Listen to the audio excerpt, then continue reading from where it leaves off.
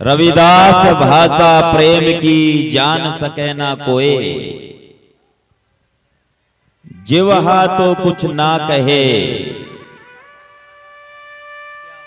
नैन देते है रोए। प्रेम ही ऐसा है जो मनुष्य को निरुत्तर कर देता है। ये प्रेम ही है। आज पहली बार मुझे आने का सौभाग्य प्राप्त हुआ यहाँ इस आश्रम पर।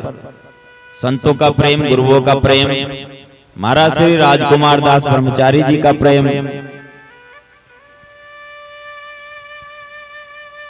अभी जैसे मास्टर जी बता रहे थे गुरु गद्दी ऊन की महिमा के विषय में, एक सच्चाई से आपको अवगत कराना चाहता हूं। दरअसल जो गद्दी है ना, वो गुरुजी ने भी कहा है कि गद्दी ये मेरी नहीं है, गद्दी है गुरु रविदास जी की। जो उनमें गद्दी की स्थापना की थी स्वामी समनदास जी ने, गुरु रविदास गद्दी की स्थापना की थी। वहां पर उस समय पूरे भारत में कहीं पर भी गुरु रविदास गद्दी नहीं थी। तब सदगुरु स्वामी समनदास जी महाराज ने अपने पूज्य गुरुदेव स्वामी ज्ञान भिक्षुक जी महाराज के आदेश से उन आश्रम पर गुरु रविदास गद्दी की स्थापना की थी। वहां पर वो गद्दी है।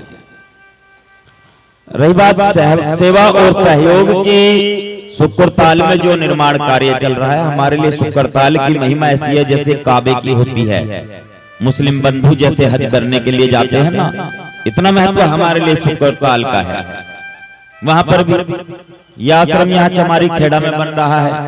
यहाँ पर भी सभी आश्रम जितने ये साधु फकीर है ना, आपने जिन्होंने अपना घर परिवार को छोड़ रखा है, कोई कहते हैं जी ये घर भी रहते हैं, कुछ ऐसे जो डबल रोल कर रहे हैं, घर भी रहते हैं और आश्रम में और समाज में सेवाएं भी देते हैं, उनका हमारे से भी ज्यादा महत्व है।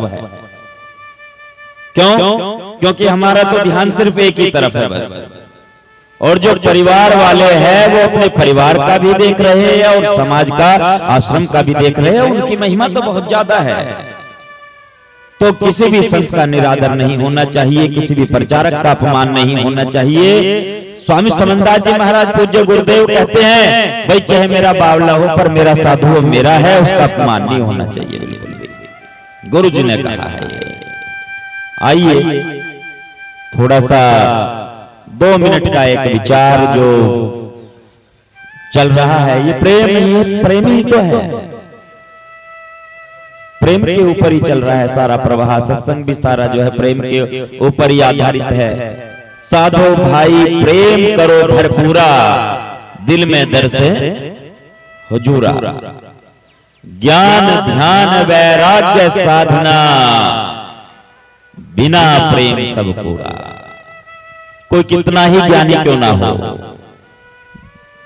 बहुत सारी पुस्तकों का अध्ययन कर लिया उसने, बहुत ज्ञान हो गया, और हृदय में प्रेम नहीं है तो उसका वो ज्ञान बेकार है।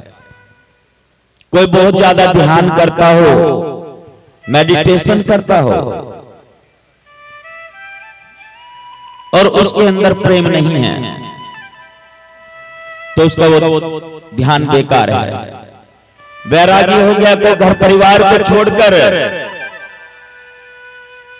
और हृदय में प्रेम नहीं है, वो वैराग्य किस काम का? कोई साधना कर रहा है, भक्ति के साथ में करते हैं लोग मखोल, कोई माला जपे, कोई खड़ा तपे, कोई मूर्त लावे भोग, बहुत सारी साधना कर रहा है, विभिन्न प्रकार के कर्मकांड कर रहा है कोई, और हृदय में प्रेम नहीं है तो उसकी वो साधना बेकार है। प्रेम का होना आवश्यक है। सतगुरु रविदास जी महाराज आदेश करते हैं, इसके लिए अपने आप तो ये पौधा उपजेगा नहीं, ये बीज अपने आप अंकुरित नहीं होगा। इसको एक वातावरण की आवश्यकता है, और वो वातावरण कहां पर मिलता है? सतगुरु रविदास जी महाराज आदेश करते हैं, साधु की जो लेहे ओट, तेरे मिटे पाप सब कोट कोट। कहे रविदास जो जपे नाम, तिस जाति जन्म न जोनी काम। हे संसार के लोगों, साधु की ओट लो, गुरु की शरण जाओ। और ये नहीं कि अब बैठे हैं यहाँ, यही बस इतना ही काफी है। सतगुरु स्वामी समन्दास जी महाराज ने 3 मुख्य बातें बताई, बस उन 3 पर अमल कर लिया जाए पर्याप्त है। सेवा, जैसे महाराज जी गौतम दास जी फरमा रहे थे अभी सेवा के विषय में, प्रत्यक्ष है उन्होंने बड़ी सेवा की है, सभी जानते हैं। सेवा, सुमरन और सत्संग। सेवा तन से, धन से, अन्न से, तन से भी सेवा, धन से भी सेवा और अन्न से भी सेवा। भंडारे में तो दिया होगा, किसी ने अन्न का सहयोग किया होगा, किसी ने धन का किया होगा, सेवादार तन का भी सहयोग कर रहे हैं। तीनों विधि से सेवा सही अनुपात में हो। आगे सिमरन और सत्संग, ये भी आवश्यक है। अब ये बंधु मोबाइल लिए बैठे हैं, मोबाइल से थोड़ा सा जानिए इसके क्या काम है। इसमें 2 चीजों की आवश्यकता होती है, एक चार्ज और एक रिचार्ज। रोज बैटरी चार्ज करनी पड़ेगी, तब काम चलेगा। आपके पास रिचार्ज है और बैटरी नहीं है, क्या होगा फिर? बात हो पाएगी क्या? बात नहीं हो सकती फिर कहीं, क्योंकि बैटरी तो है ही नहीं। और रिचार्ज नहीं है और बैटरी चार्ज की हुई है तो भी बात नहीं हो पाएगी। ना तो कहीं से कोई कॉल आएगी, ना आपके पास से कहीं कॉल जाएगी। आ रहा है ना, बात क्लियर है? अब यही है सिमरन और सत्संग। जो सिमरन है, जो गुरु महाराज ने, सतगुरुदेव ने, मालिक ने नित्य प्रति सुबह शाम बताया, संध्या वंदन का जो तरीका, जो विधि बताई है, वो बैटरी को चार्ज करता है इसकी। और इसके अलावा जो ये सत्संग है, सत्संग में आगे भाई ये क्या, ये है रिचार्ज। दोनों जरूरी है, दोनों का चलना जरूरी है। कुछ बंधु ये सोचे कि हम तो भैया एक से काम चला लेंगे, चलो बैटरी चार्ज करके ही काम चला लेंगे, सत्संग में जाने की क्या आवश्यकता है, घर में ही सत्संग है। गुरु जी ने कहा घर में ही सत्संग है, घर में ही सत्संग है। हाँ, घर में सत्संग है तो अपने घर में ही रखवा लो सत्संग, महीने में या 6 महीने में एक बार किसी साधु को बुलाओ, घर में ही हो जाए सत्संग, चल जाएगा। केवल चार्ज करने से, रिचार्ज तो जरूरी है ना, रिचार्ज से भी काम नहीं चलेगा।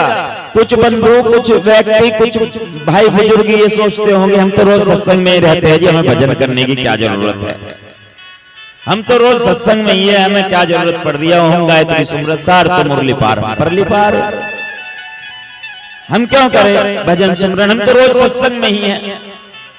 तो अकेले रिचार्ज से कुछ नहीं होगा, चार्ज भी करना पड़ेगा ना इसको। अब रिचार्ज है और बैटरी नहीं चार्ज की, चल जाएगा काम? नहीं चलेगा, करके देखना है, ऐसे हो जाएगी क्या बात कहीं? ये दोनों चीजें जरूरी है। पहले गुरु महाराज ने बताया सेवा, सिमरन और सत्संग, और ये जो चार्ज रिचार्ज है परहेज के साथ होना चाहिए। ये दवाई और परहेज तो चलना रहा है जी, परहेज तो जलन पूरी हो रही है एकदम, बहुत ज्यादा तेज। लाल मिर्च जो पीस दी, बहुत लौंगी मिर्च, वो मिर्च जो है वो महसूस हो रही है, लगती हुई। अच्छा,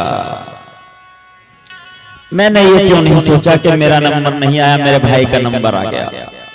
बड़ी खुशी हुई, चल मैं बैठे बैठे ही गुनगुना लूं, एक जगह जहां पर बैठा हूं वहीं पर मैं वहीं से हाजिरी लगाऊंगा, उसी के साथ मैं कोर्स करूंगा, उसी के साथ मैं गुनगुनाऊंगा, उसी के साथ मैं सत्संग में अपनी हाजिरी लगाऊंगा।